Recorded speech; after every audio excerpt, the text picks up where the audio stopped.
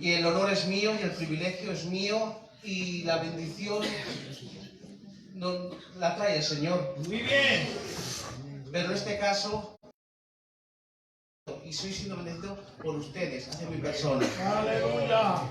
La verdad es que pasemos un buen tiempo con el hermano Billy, que es mi padre espiritual del ministerio, y yo lo digo honestamente, si no hubiera sido por él, yo no estaría predicando la palabra del Señor, porque él me conoce, yo soy muy tímido, y creo que el valor de una persona es reconocer tanto sus virtudes como sus carencias.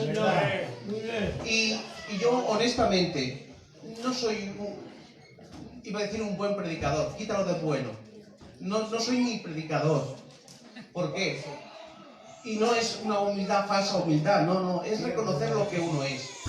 Yo entiendo que yo no tengo esa habilidad para poder, esas tablas que se hablan del mundo, ¿no? Para poder emocionar o poder hacer sentir a la gente con las palabras. Yo siempre espero que sea no las palabras del predicador quien emocionen, sino que sea el Espíritu Santo quien haga la palabra grande en el corazón. Amén. Los hombres podemos emocionar, Sí, señor. pero solamente el Espíritu Santo transforma una vida. Muy bien.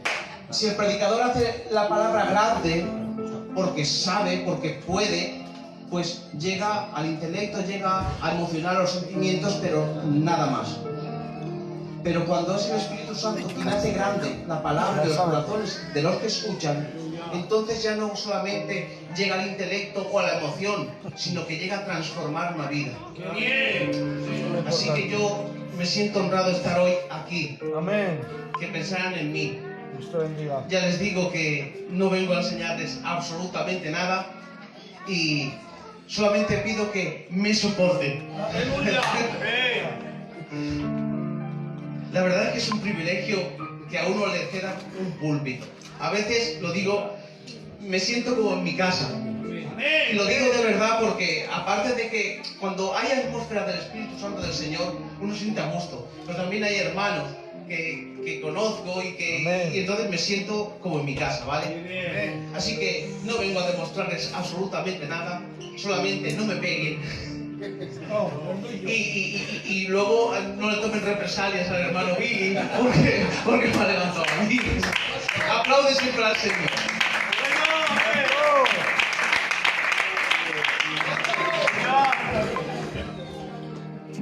Él no tiene la culpa.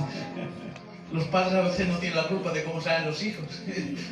Bueno, la verdad es que la palabra del Señor es algo muy serio. Entonces, el Billy me conoce bien, y el hermano Joaquín también, porque estuve visitándolo muchas veces allí en Nazaret. Y la verdad no sé lo que nos habrán dicho, pero claro, ellos dos me aprecian mucho, entonces no se crean lo que les... Y intento, porque sea la Escritura la que hable. Muy bien. No chillo ni suelo, por eso no se me duerman. Simplemente exponer la palabra del Señor. Yo creo que la predicación es no tanto que al final de cuentas salga el hombre hablando a la iglesia, sino que salga el Señor hablando a su iglesia. Porque quien edifica no son las palabras del predicador, quien edifica es Cristo a su iglesia. Lo hace por medio de su palabra. Los que nos ponemos por aquí simplemente somos instrumentos en las manos del Señor. Y que muchas veces, lo digo por mí, soy un cuchillo no bien afilado. Porque no me dedico al Señor como debería dedicarme, no estudio lo que debería de estudiar, no oro lo que debería de orar, no me consagro como debería ser. Entonces, el problema de que no llegue la palabra no es de la palabra ni es de Dios, es del instrumento. Entonces, si algo te hace bien, es el Señor. Y si algo no entiende, pues este torpe siervo que está mal afilado y que necesita poner mejor en el Señor. Pero bueno, la iglesia suple las carencias del predicador, porque yo sé que entienden y saben de la palabra del Señor. A estas alturas, ¿qué vamos a hablar que ustedes no sepan ya? Simplemente es recordar, ¿vale? Lo que ustedes ya saben. Así ya que sin más preámbulos, yo quisiera llamar la atención de todos ustedes al Evangelio de Mateo, capítulo 4.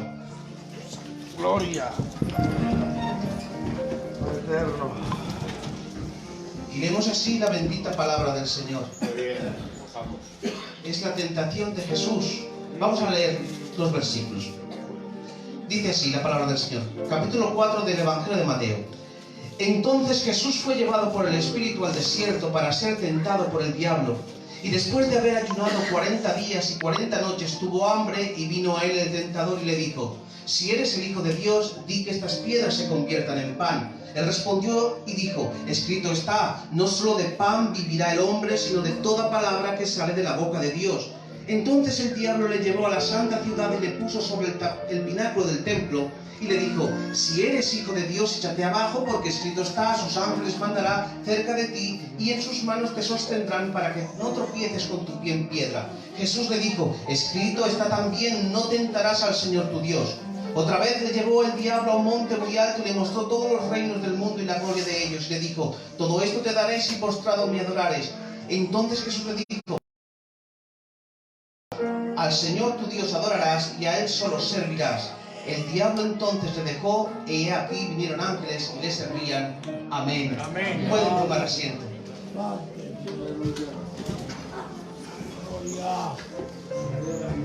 Yo rogaría que al pastor de la iglesia me presentara a mí el trono del Señor. Cierra tus ojos, por favor. Padre, en esta tarde te damos las gracias por el honor y el privilegio que nos da, Padre Santo, primeramente, porque podemos estar delante de tu bendita presencia, Señor. En esta hora, Dios mío, quiero rogarte y suplicarte, pedirte, Dios mío, por tu siervo, Dios mío, ahora, el cual va a traer a nuestro hermano Ricard, Padre. Te ruego, Rey de Señor, y háblanos, Padre, enséñanos por medio de tu palabra. pueda ser ese instrumento, Dios mío, útil, Padre Santo, Solo, para Padre, transmitir tu Señor. palabra, Dios, a tu pueblo, Padre. Te ruego, Dios mío, Señor, que calle el hombre, Señor, y hable tú en esta tarde, para que pueda llegar tu palabra a nuestros corazones, Dios mío. Muchas gracias, Dios mío, por todo, y en tus manos nos quedamos. En el nombre de Jesús. Amén. Amén.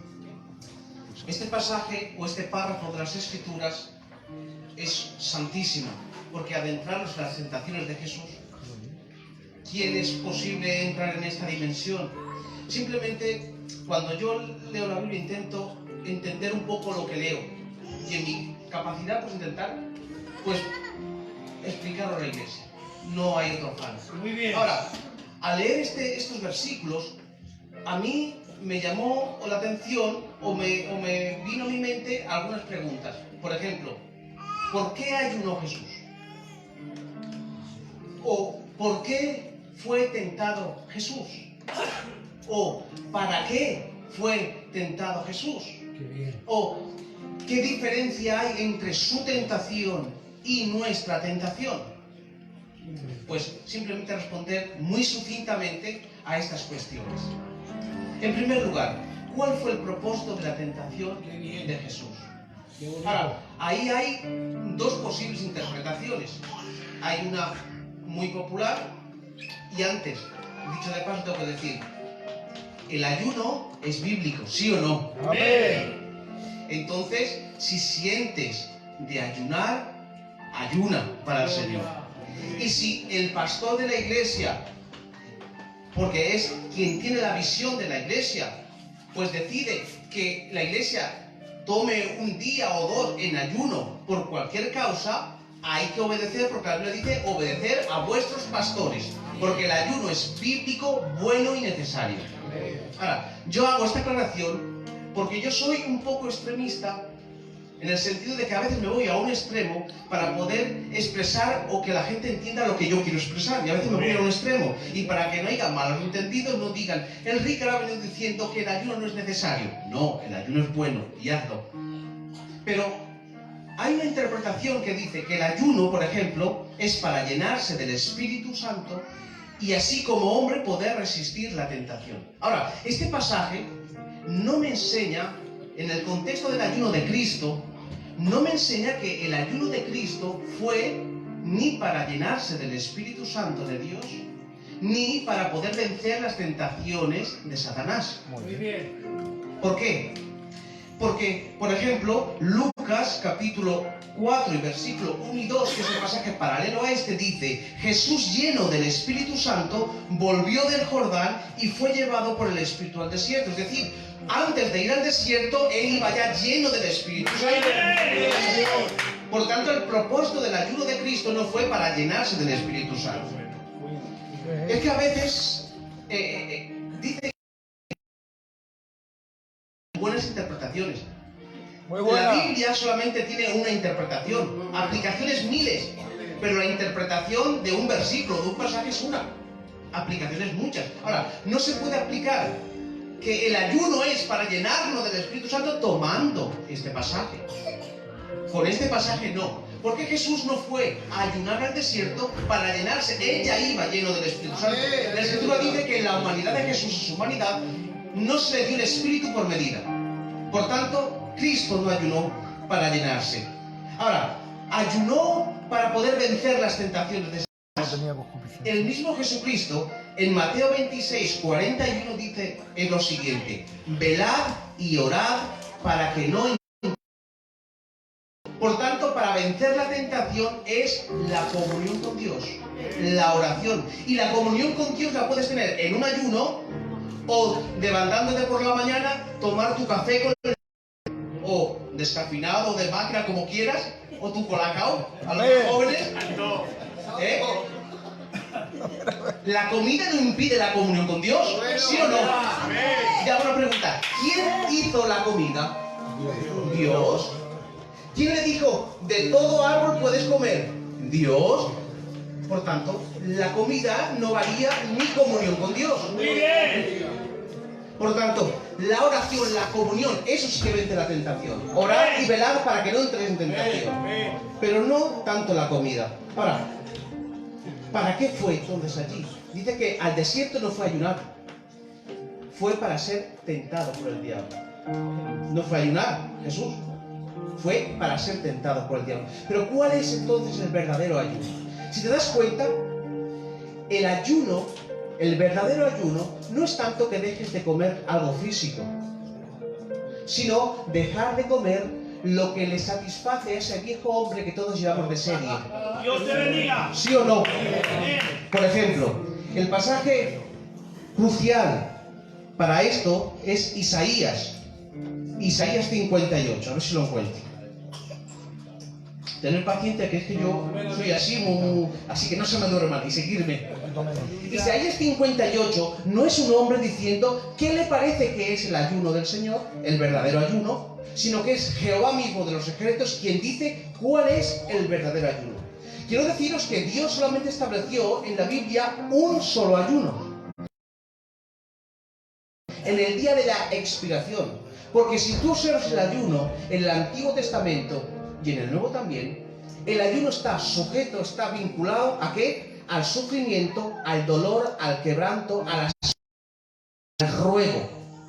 Y el banquete está junto a la alegría, al gozo y al bienestar. Amén.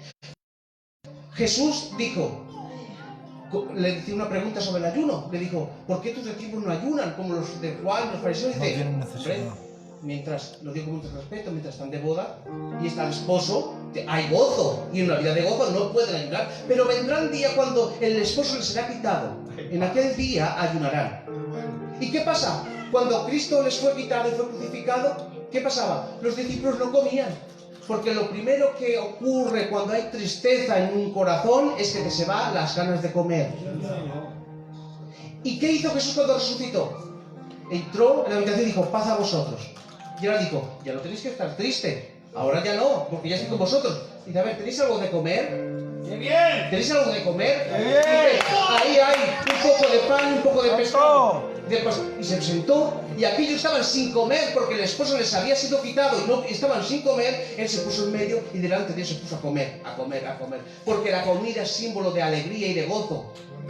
El creyente no estamos tristes porque Jesús ha resucitado. Y si Jesús vive en ti y vive en mí, tenemos ya una vida de gozo. Por tanto, el ayuno es bíblico. Pero ¿cuál es el verdadero ayuno? ¿El físico? Si lo quieres hacer muy bien. Pero mira lo que dice Isaías 58. Dice, clama a voz en cuello, no te detengas. Alza tu voz como trompeta y anuncia a mi pueblo su rebelión y a la casa de Jacob su pecado. Vamos a ver cuál era el pecado y la rebelión del pueblo de Israel. Dice, que me buscan cada día. Eso es un pecado y una rebelión de que me buscan. Además dice, y quieren saber mis caminos. Ahora digo yo, querer buscar a Dios y querer saber los caminos de Dios es un pecado y es una rebeldía del pueblo de Israel en aquel tiempo. Pero miren lo que dice, me buscan cada día y quieren saber mis caminos como gente que hubiese hecho justicia. O sea, que el pueblo de Israel pensaban que eran justos y en su justicia pensaban que estaban queriendo caminar para conocer más a Dios y ver sus caminos. Dice, y que no hubiesen dejado la ley de su Dios. Me piden justos juicios y quieren acercarse a Dios. ¿Por qué dicen, ayunamos y no hiciste caso? Humillamos nuestras almas y no te diste por entendido. Y aquí en el día de vuestro ayuno buscáis vuestro propio gusto y oprimís a todos vuestros trabajadores. He aquí que para contiendas y debates ayunáis y para herir con el puño inicuamente. No ayunéis como hoy para que vuestra voz sea oída en lo alto. Y ahora dice, el pueblo de Israel era gente que no vivía en la justicia ni se amparaban en la palabra de Dios, no obedecían a los de Dios, pero ellos se abstenían de comer alimentos, se humillaban a sacar de Dios. Que uno practica materialmente, si lo haces para que Dios te bendiga, no sirve de nada. El ayuno que Dios busca no es el ayuno de interés. No se puede ayunar para pretender sacar bendición de Dios. Que quieres hacer es que nuestro pueblo, como somos tan charlantes y hacemos tantos tratos, queremos que con cosas, dándole a Dios cosas, mira, te hago un ayuno, te hago esto, y tú me bendices, y tú me haces esto, y tú me haces lo otro. Dios es el Dios de toda gracia. Y la gracia significa darme aquello que yo no merezco. Por tanto, Dios no me va a dar las cosas porque lo merezca. Dios me va a dar las cosas porque no las merezco. Solamente hace falta una cosa, que vea un corazón contrito y humillado ante los pies de Jesucristo. Las cosas externas no mueven el corazón de Dios. Es un corazón que se humilla delante y tiembla delante de su presencia. Ahora, dice, es tal el ayuno que yo escogí, que de día aflija el hombre su alma, que incline su cabeza como junco y haga cama de cilicio y de ceniza. ¿Llamaréis esto ayuno y día agradable a Jehová?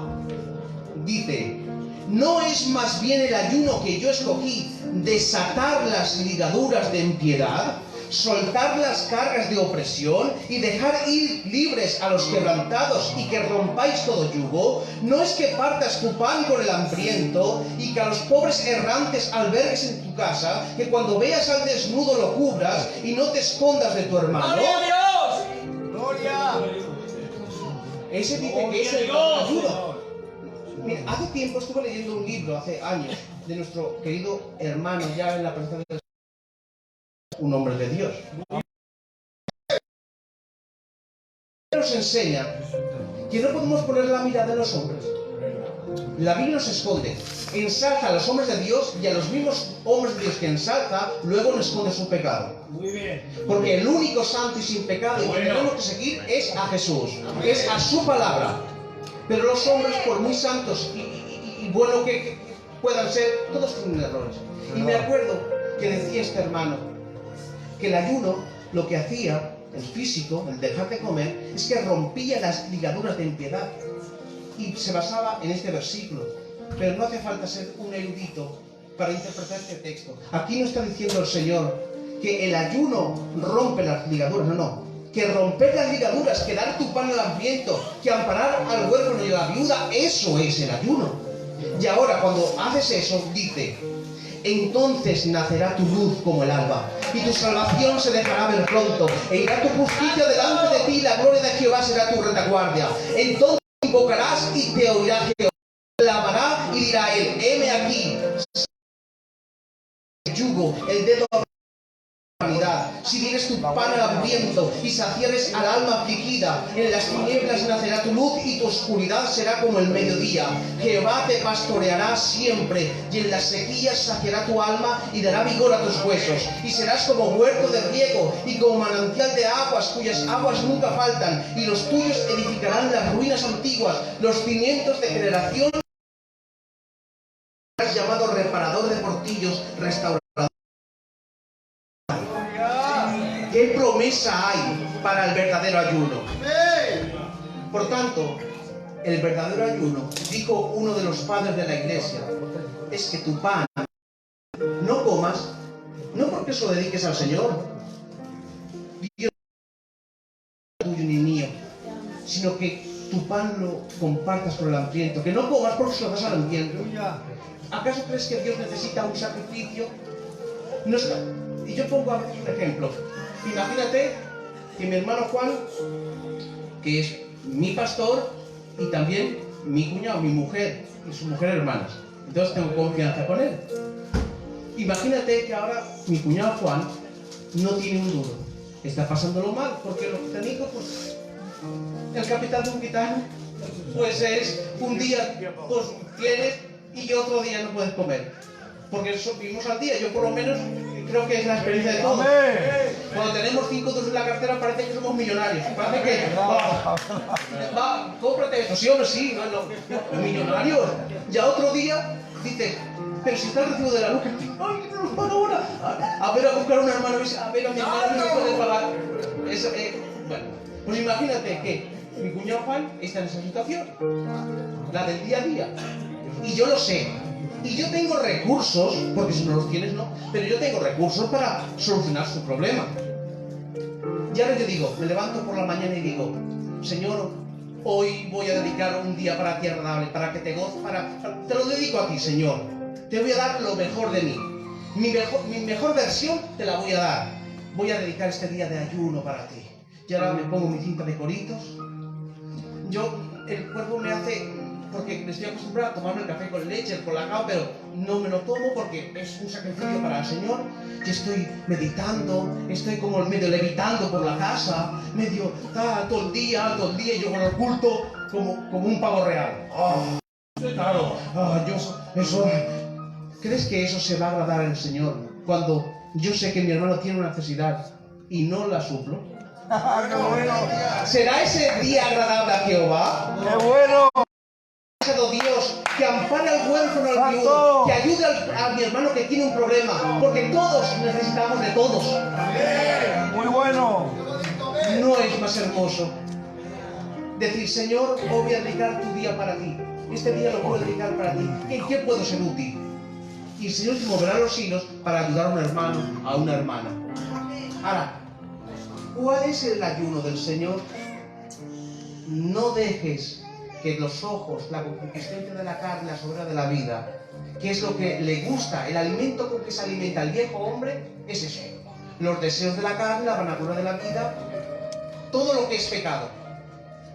Deja, y lo digo por tu confianza, deja de pecar, aunque es imposible no dejar de pecar, pero yo debo de dejar de alimentar a este viejo hombre. Muy bien. Ayunar es alimentar al viejo hombre con los deseos de la carne. Mira, no lo digo yo. ¿Sabéis? ¿Queréis ver cuál es el verdadero ayuno? Pedro nos lo dice. Mira lo que dice Pedro. Apóstol Pedro, capítulo 2 y versículo 11. Mira lo que dice. ¿Qué es el verdadero ayuno? Amados, yo os ruego, como a extranjeros y peregrinos, que os abstengáis de comer el pan. No. Yo os ruego, como a extranjeros y peregrinos, que os abstengáis de los deseos carnales que batallan contra el alma, manteniendo buena vuestra manera de vivir entre los gentiles. Que nos abstengamos de los deseos carnales que batallan, que no alimentemos a ese viejo hombre.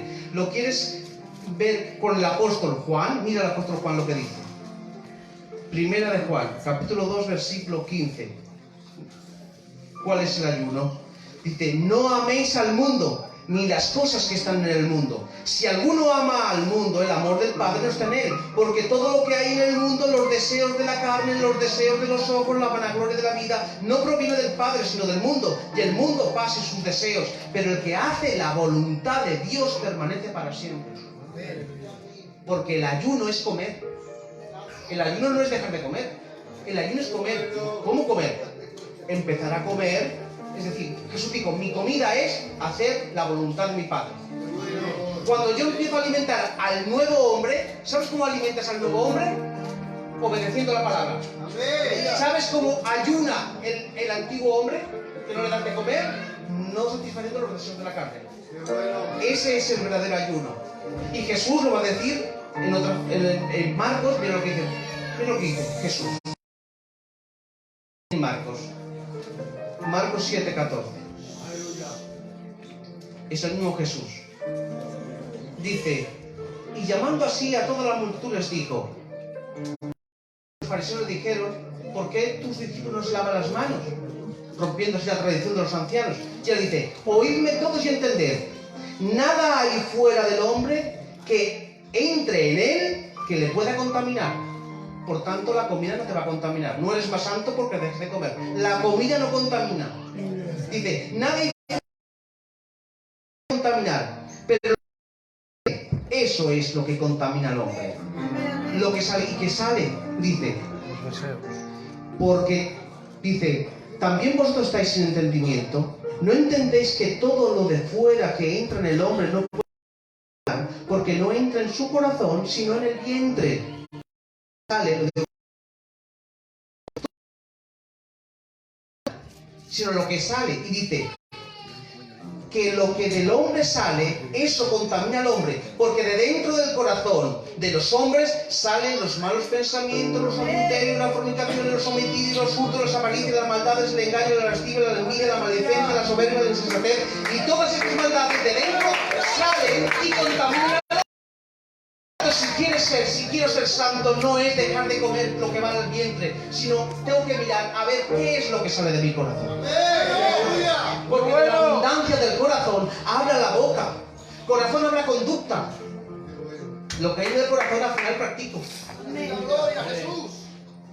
Por eso me tengo que limpiar de lo que hay en el corazón. No es tanto no ingerir, sino sacar lo que hay en el corazón. ¿Cómo?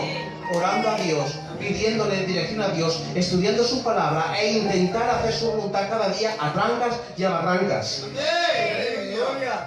Ahora, ¿por qué ayuno Jesús?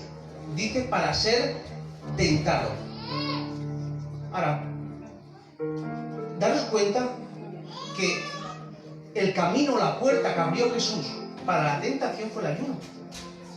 O sea, el ayuno, lejos de ser algo para llenarse porque él iba lleno o para contrarrestar la tentación, sino que es la oración.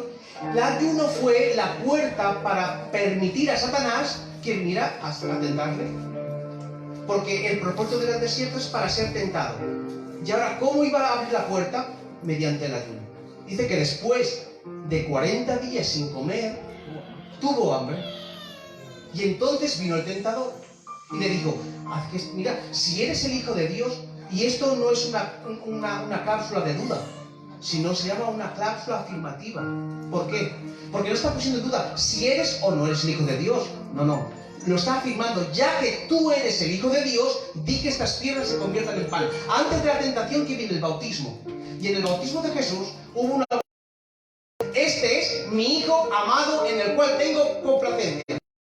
Satanás había escuchado que era Dios Padre diciendo que este es mi Hijo amado. Por tanto, no está pusiendo en duda, sino que está afirmando, ya que tú eres el Hijo de Dios y tienes poder, haz que estas piedras se conviertan en pan. Daros cuenta que en Lucas las tentaciones segunda y tercera están invertidas, pero la primera siempre es la comida. Y esto me llama la atención, porque a Jesús se le llama el postrer Adán. Ahora, el primer Adán, ¿dónde falló? En el huerto, ¿verdad? ¿Y cuál fue la tentación?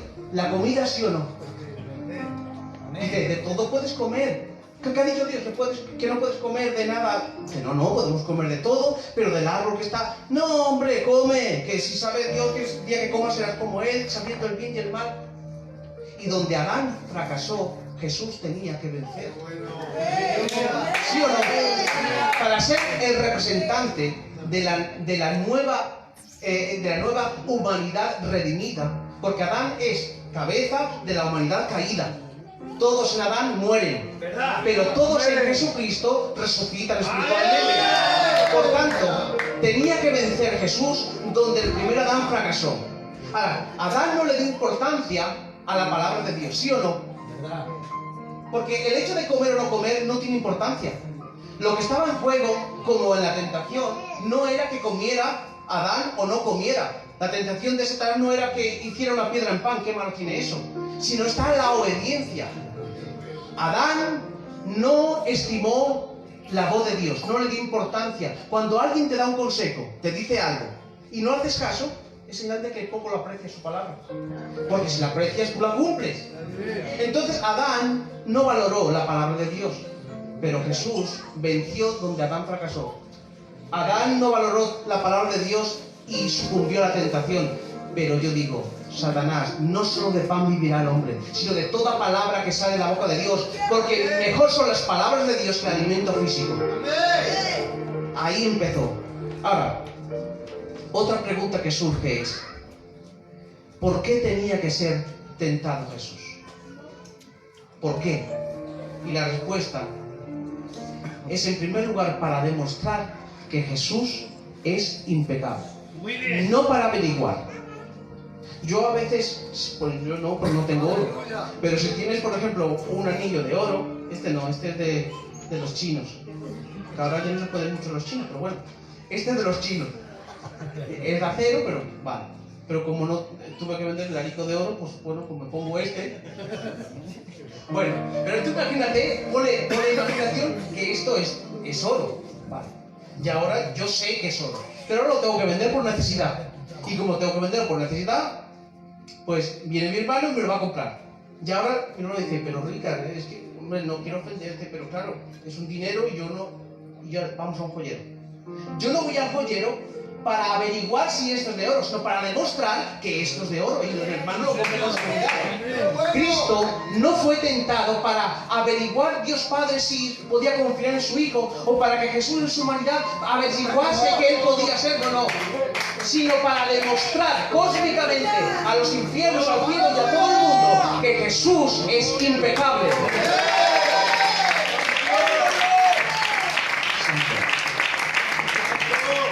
No me aplaudan así, que me lo voy a creer. ¡Santo! Bueno, Dios te bendiga, fenómeno. pues Jesús es impecable. Ahora, hay personas que piensan que Jesús no pecó, pero podía haber pecado. No, Jesús ni pecó ni pudo pecar, porque la humanidad de Jesús es la humanidad del Verbo de Dios. Es decir, quien sustenta la vida de Jesús no es su humanidad, es su deidad. Jesús no es un hombre revestido de deidad, sino es Dios revestido de hombre. Por tanto, la esencia de Jesús es Dios. Y toda la responsabilidad que hiciera el hombre Jesús recaía no en la persona de Jesús como hombre, sino en la persona divina del Hijo de Dios. Muy bueno. Y Dios no puede ser tentado por el mal. Amén. Por tanto, Jesús no podía pecar, ni pudo pecar. Ahora, ¿por qué es tan importante demostrar que Jesucristo es impecable? En primer lugar, porque tenía que ser el cordero para el sacrificio apto. Muy bien. Sabéis bien que un cordero, para sacrificar por los pecados, tenía que ser un cordero sin mancha y sin arruga. Tenía que ser perfecto. Un cordero con defecto no valía para el sacrificio. Amén. Cristo, como ese cordero, Juan va a decir, he aquí el cordero de Dios. Por tanto, la humanidad de Jesús es la humanidad que va a redimirnos, que va al Calvario, que va a ofrecer su vida como ese cordero tenía que ser sin mancha. Por tanto, la Biblia nos enseña que ese cordero nos demuestra era un cordero apto para el sacrificio. Porque no tentar a Jesús podría quedar la duda, pero bueno, esa humanidad podía haber tenido algo. Podría haber tenido alguna desobediencia, pero Jesús tuvo que ser examinado para demostrarnos que era un cordero apto para el sacrificio. ¡Sí, Señor! Ahora, la tentación no la sufrió solamente en estos episodios, sino toda su vida. Jesús fue examinado toda su vida. Dice Mateo 16:1 en su ministerio. Dice: vinieron los fariseos y los saduceos para tentarle y le pidieron que les mostrase señal del cielo. O Marcos 10. Y se acercaron los fariseos y le preguntaron para tentarle si era lícito al marido repudiar a su mujer. Daos cuenta que dice en Lucas que después de estos versículos que hemos leído, que se apartó de él por un tiempo. Y la palabra ahí, el verbo es kairos. Está el cronos, que habla del tiempo cronológico, y el kairos, tiempo oportuno. Pues se retiró hasta averiguar o ver un tiempo oportuno para volver a tentar a Jesús. Es decir, Satanás estaba al acecho siempre de la persona de Jesús, porque lo que quería Jesús era desviarle de la cruz. Amén. Y para desviar de la cruz tenía que demostrar que no era un cordero apto. Por eso toda su vida fue una prueba tras prueba. Y tomó todo lo que había a su alrededor para tentar a Jesús. Mira lo que dice en su arresto, Mateo 26. Entonces le escupieron en el rostro y le dieron de puñetazos, y otros le abofeteaban diciendo: profetízanos, Cristo, ¿quién es el que te golpeó? Y eso lo hacían con una venda en sus ojos. Ahora, eso es una tentación, porque si yo no me puedo defender, no hay ninguna tentación. Pero si yo puedo defenderme y no lo hago, eso es un conflicto que se genera en mi interior. ¿Verdad? Y en la cruz, mirad lo que le decían. Todo esto lo tomaba Satanás, tomaba las mentes de los que estaban alrededor de Jesús para mancharle. Mira lo que decía: tú que derribas el templo en 3 días y lo reedificas, sálvate a ti mismo. Si eres hijo de Dios, desciende de la cruz. ¿Veis? La artimaña de Satanás. Satanás no quiere que muera en la cruz. Desciende de la cruz. Mira lo que dice el versículo 42. A otros salvó, a sí mismo no se puede salvar. Si es el rey de Israel, descienda ahora de la cruz y creeremos en él. Confió en Dios, líbrele ahora si me quiere, porque él ha dicho: soy hijo de Dios. Si es el Cristo que desciende, creeremos. ¿Acaso no quería Jesús que creyera en el mundo? Era una tentación, pero descender de la cruz significa no redimirnos a nosotros. Era una tentación. Sí, Señor. Y el ladrón de la cruz le dice: y uno de los malhechores que estaban colgados le injuriaban diciendo: si tú eres el Cristo, sálvate a ti mismo y a nosotros. En otras palabras, si tú no eres un mentiroso y dices la verdad, si dices verdad y no dices mentira, desciende de la cruz y creeremos en ti. Es una tentación, porque él vino que de tal manera amó Dios al mundo que ha dado a su Hijo unigénito para que todo aquel que en él cree no se pierda. La intención de ese cordero es que la gente crea en él. Gloria. Y una tentación. Nosotros queremos creer, pero para que creamos, desciende de la cruz y creeremos. O si verdaderamente Dios es tu Padre y te ama, te va a librar. Porque no hay ningún padre que no ame a su Hijo y no lo libre. Porque tú has dicho que eres hijo de Dios. Dios te libre. Y si no te libra, o una de dos, o eres un mentiroso, porque tu padre te ha abandonado y no te quiere y no te ama. En su humanidad, el conflicto que había en nuestro Cristo. O si eres verdaderamente el Hijo de Dios, pero no te quieres salvar a ti mismo por tus razones, hazlo por nosotros. Salva. Y se lo dice el ladrón. O sea, alguien que está experimentando la misma experiencia que Cristo. Si eres el Hijo de Dios, sálvate y sálvanos. Sálvate, pero no te salves por ti, sino si nos amas de verdad y ves el sufrimiento que estoy sufriendo, descuélgate de la cruz y sálvame a mí también. Y si no lo haces es porque no me amas. Mira la sutileza de la tentación. Pero a pesar de toda tentación, mira lo que dice 1 de Pedro: el cual no hizo pecado ni se halló engaño en su boca, quien cuando le maldecían no respondía con maldición, cuando padecía no amenazaba, sino que encomendaba la causa a aquel que juzga justamente. Por tanto, el propósito de la tentación de Jesús es demostrar que era el Cordero Santo. Amén. Sucumbir a una de esas tentaciones era negar la redención de todos nosotros. Y si él no claudicó esas tentaciones, es por amor a ti y a mí. ¡Amén! Eso es tentación. ¿Por qué tenía que padecer tanto? Porque nos amaba y porque quería redimir y porque quería ser ese Cordero Santo, y ese Cordero Santo tenía que ser obediente hasta la muerte y muerte de cruz. ¿Por qué tenía que ser tentado? En segundo lugar, para ser nuestro abogado. Mira lo que dice 1 de Juan 2:1. Hijitos míos, estas cosas os escribo para que no pequéis. Y si alguno hubiere pecado, abogado tenemos para con el Padre, a Jesucristo, el justo. Ahora, ¿por qué puede ser un gran defensor?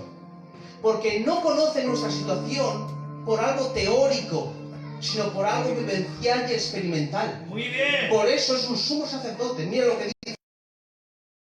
En cuanto él mismo padeció, nota bien, padeció.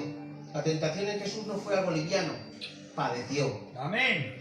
Pues en cuanto él mismo padeció siendo tentado, es poderoso para socorrer a los que son tentados, porque conocen no por experiencia. O Hebreos 4:15, porque no tenemos un sumo sacerdote que no puede compadecerse de nuestras debilidades, sino uno que fue tentado en todo según nuestra semejanza, pero sin pecado.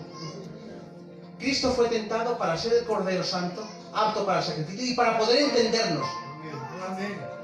Un rey que reina y que no conoce a su pueblo no es un buen rey. ¿Sí o no, Fernando? ¿Cuál es el rey bueno? El que tiene autoridad, porque lo ha demostrado, Amén. pero que también se ha hecho como sus plebeyos y conoce sus situaciones y los entiende por la experiencia. Muy bien. Ese es un buen rey. Quiero decirte que tenemos al mejor rey de todos los tiempos. Jesús se hizo hombre para poder salvarnos y para poder entendernos. Aleluya. Por tanto, no hay situación que yo pase o que tú pases que Cristo no la pueda comprender. Muy Y bueno. la puede comprender porque Él padeció en la tentación y soportó la tentación. Por eso, cuando clamamos a Él en nuestra angustia, Él nos fortalece para que podamos no sucumbir, sino pasar toda tentación. Muy bien. Porque Él ha pasado. Y si Cristo vive en cada uno de nosotros por medio de su Espíritu, tenemos el potencial en nosotros de poder también resistir toda tentación. Amén. Porque Cristo vive en nosotros. Aquí hay una aplicación. En 2 Corintios 2:1 dice algo. Dice que el apóstol Pablo dice que ellos fueron atribulados, pero que luego fueron consolados por el Señor. Dice, para que también nosotros consoláramos a vosotros por medio de la consolación que nosotros fuimos consolados cuando nos atribuló. Mira, vamos a leerlo porque yo es que si así no habéis entendido nada. Mirad lo que dice 1 Corintios. Esto es tremendo. Aleluya. Es tremendo porque lo dije en la reunión de jóvenes. Y es que los hijos de Dios no somos ni princesas ni príncipes. A veces aparentamos evangelio y decimos, los hijos de Dios somos princesas y príncipes y princesas. No, somos siervos y siervas. Muy bien. No hay cuentos de hadas en el evangelio. No te sientas, lo digo con mucho cariño, no te sientas ni un príncipe ni una princesa. Eres un siervo y una sierva de Dios. Y los siervos obedecen. Los siervos no tienen... Mira, dice, bendito sea el Dios y Padre de nuestro Señor Jesucristo, Padre de misericordias y Dios de toda consolación, el cual nos consuela en todas nuestras tribulaciones con un propósito, para que podamos también nosotros consolar a los que están en cualquier tribulación por medio de la consolación con que nosotros somos consolados por Dios. Es decir, cuando uno es cristiano, Dios te bendice, por supuesto, Dios nos libra, claro que sí, pero de vez en cuando Dios nos hace pasar por el raudal de la prueba para que podamos ser luego consolados por Dios. Y ahora, no por la teoría, sino por la experiencia, yo también sea un utensilio útil para poder consolar a los que también están pasando por tribulaciones. Porque si Dios no nos pasara por tribulaciones, no podríamos ser verdaderos hermanos. Un hermano es el que comprende a alguien por la experiencia. Si yo tengo dinero, ¿cómo voy a entender a mi hermano Juan? Es que es el pobre y yo soy el rico. ¿Cómo voy a entender a mi hermano Juan cuando él le han cortado la luz? No lo puedo entender. Si a mí nunca me han cortado la luz, si yo estoy sano siempre, ¿cómo voy a entender al que está enfermo en una cama? Sanó, Él sanó muy bien la cabeza del enfermo. Pero cuando yo paso por necesidades, por problemas, de cualquier índole, soy poderoso, me hace Dios poderoso para poder consolar ese instrumento en sus manos. Por eso, ser cristiano significa ser valiente. El Evangelio es para valientes. El Evangelio es algo serio. El Evangelio no es venir a reunirnos y a gozar, que es bueno y necesario, porque los hombres necesitamos alentarnos unos a otros. Pero que el núcleo del Evangelio no es venir a un local a gozarnos. El culto no es una pecera donde vengo a saciarme, sino que no estamos llamados a estar en la pecera del culto. Estamos llamados a nadar en el mundo, que es el mar.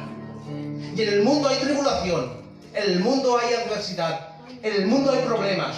Pero tú y yo, nos dice la Biblia, que somos la sal de la tierra y la luz del mundo. No somos la luz de la lámpara, ni somos la sal del salero. Somos la sal para la tierra y la luz para el mundo. Pero ¿cómo podemos alumbrar al mundo si todo nos marcha bien? ¿Qué ejemplo vamos a ser por el mundo? Pero cuando tú y yo pasamos por circunstancias adversas y de una forma sobrenatural, Dios nos da fuerza y nos levantamos como gigantes y seguimos caminando a pesar de todas nuestras vicisitudes, entonces somos esa luz para el mundo que vive en tinieblas.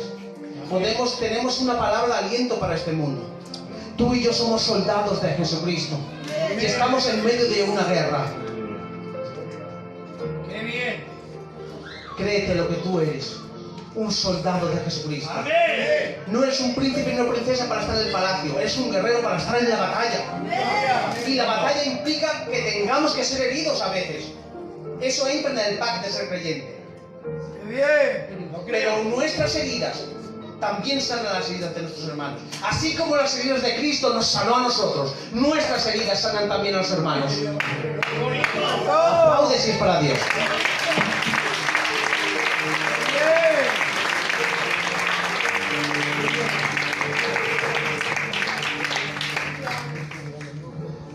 Válgame Dios, no quiero cansar porque termino 46, perdón, perdonadme, que yo me embalo. Bueno, Estamos disfrutando. vengo de una vez a las 1000. Bueno, si tienen represalias, ahí está el hermano Billy. Yo luego me voy y ya hablan con él. Mirad, una pregunta. ¿Jesús es Dios? ¿Sí o no? ¿Y fue real la tentación de Jesús? Dice que por lo que padeció, vale. Ahora, mira lo que dice Santiago 1:13. Dice que cuando alguno es tentado, no diga que es tentado de parte de Dios, porque Dios no puede ser tentado por el mal, ni Él tienta a nadie. Vamos a ver. Jesús es Dios y fue tentado. Y dice Santiago que cuando alguno es tentado, no diga que es tentado de parte de Dios, porque Dios no puede ser tentado por el mal, ni Él tienta a nadie. Una pregunta, ¿el Padre fue tentado alguna vez?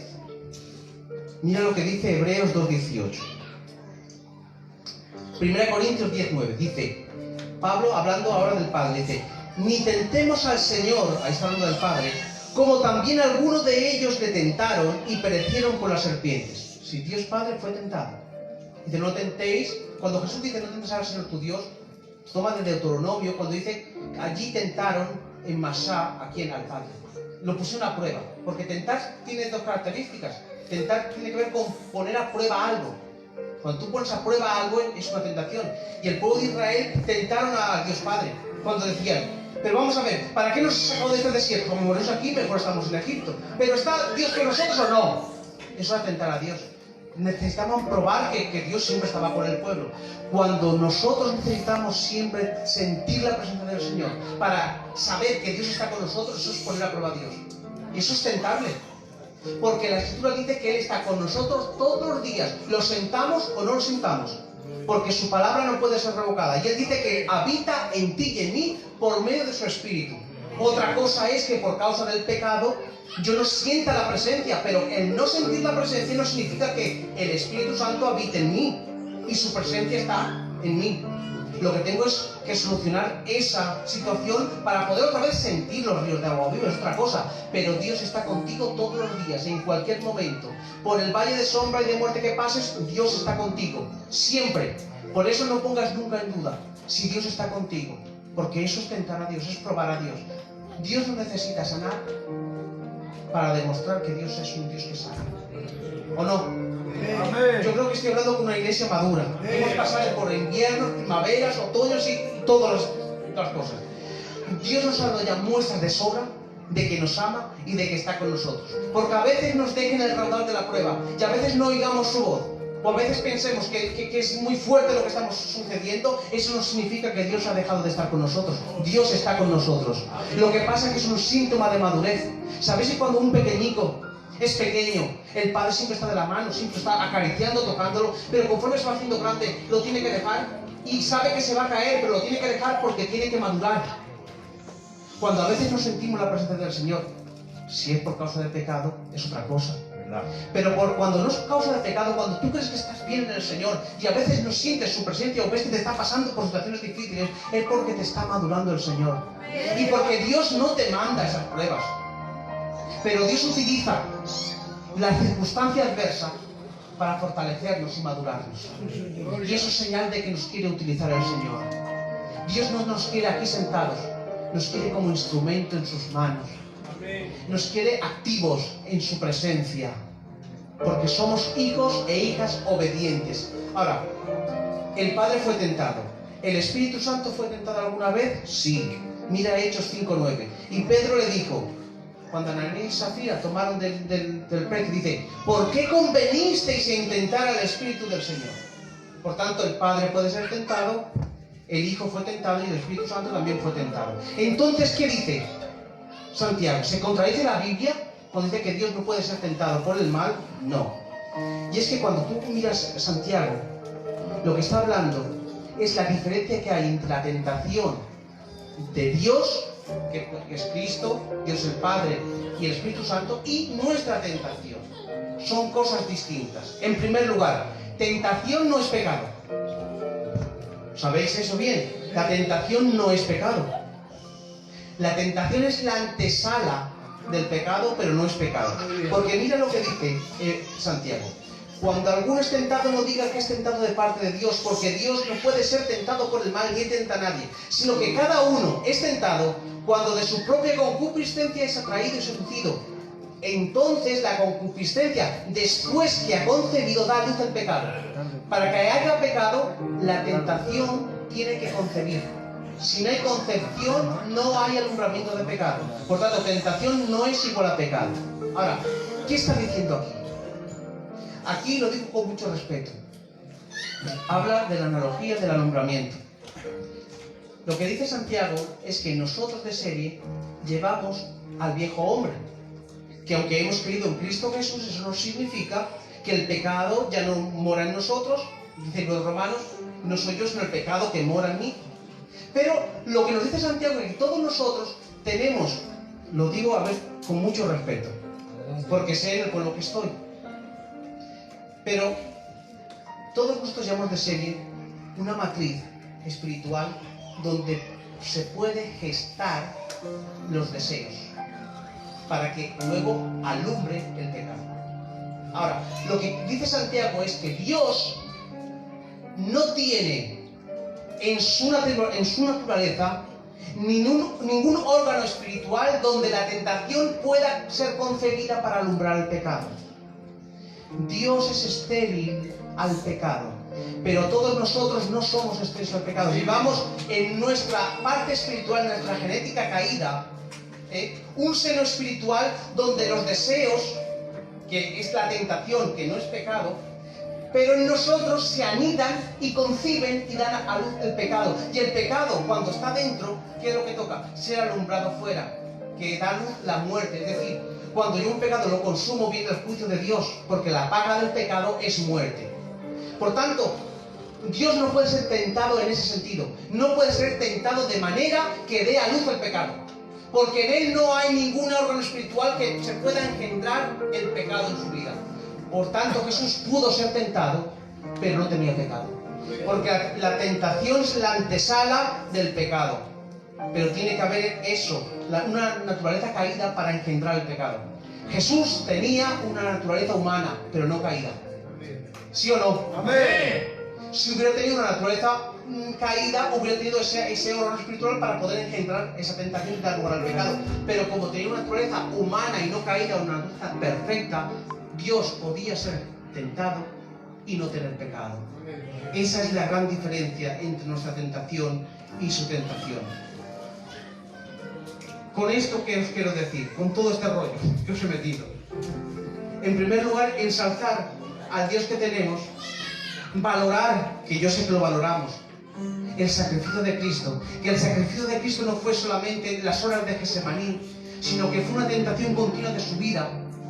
Y que Satanás quería desviarlo de esa tentación, de ese camino, de esa obediencia, porque desviarlo de ahí significaba que nosotros estábamos perdidos. Pero por amor a ti y a mí, Él sufrió los 33 años de su vida siendo tentado, padeciendo, pero siempre en cosas lícitas. Porque aquí aún queda tema, pero que ya... Pero siempre Jesús fue tentado en cosas lícitas. Siempre pensamos en la tentación como algo inmoral. No. A Jesús le dijo, haz que estas piedras se conviertan en pan. ¿No era lícito?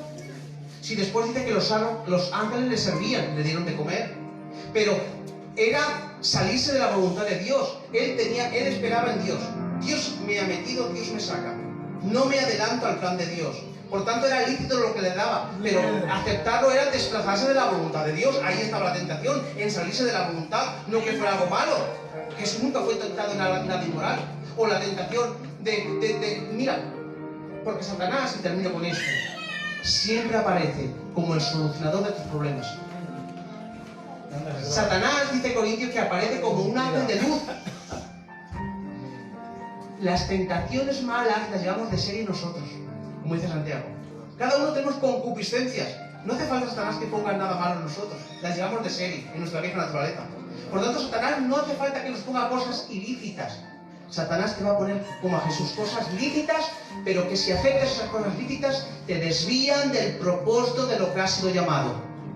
Eso es la sutilidad de la tentación de Satanás. Te va a presentar cosas lícitas. Y las cosas lícitas, si no esperas en el tiempo de Dios, se pueden convertir en tu gran derrota. Muy bien. Aunque sea lícito. Me quiero poner en el coro. ¿Es algo bueno? Buenísimo. Pero hay que esperar en el tiempo de Dios. Porque adelantarme al tiempo de Dios, eso que es bueno, se puede convertir en un perjuicio para mí. Muy bien. Aleluya. Ahora le dice, mira, tú tienes un gran problema. Tienes hambre. ¿Eres hijo de Dios? Hace que estas piedras se conviertan en pan. Te soluciona el problema, pero te desvío de la voluntad de Dios. Ahora, tú tienes, Jesús, un problema. Si es que no eres conocido, tú necesitas en tu ministerio que la gente te conozca. Tú eres el Mesías. Entonces tienes que darte a conocer. Mira, te voy a dar un plan. Vamos al pináculo del templo, y ahora cuando están todos en el sacrificio, que está en la explanada del templo, todo lleno de gente, tú te tiras, porque mandarán sus ángeles y te sostendrán y te dejarán caer como una pluma. Y entonces la gente, cuando vea que un hombre cae, los ángeles de Dios vienen, lo dejan en la explanada, como había una profecía que dice que Jehová vendrá a su templo, este es el Mesías.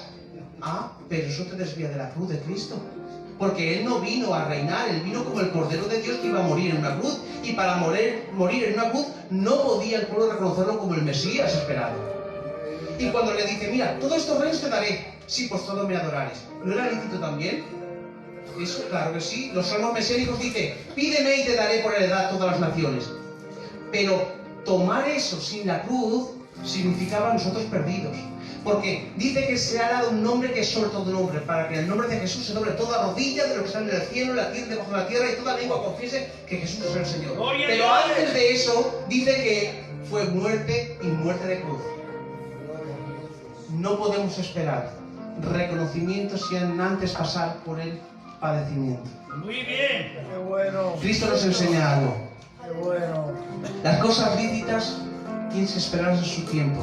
Y a veces hay que pasar por el horno de la prueba como ese pan, para que salga bueno. Qué bien. Porque un pan sacado antes de tiempo está mal. Te fermenta en el estómago y te hace mal. Pero cuando sale bien hecho, entonces es bueno para alimentar. Quiero decirte que tenemos un Dios que nos ha dado todo para que tú y yo podamos ser pan para alimentar a los que están ahí fuera. Muchas gracias. El Señor os bendiga grande, grande, grande.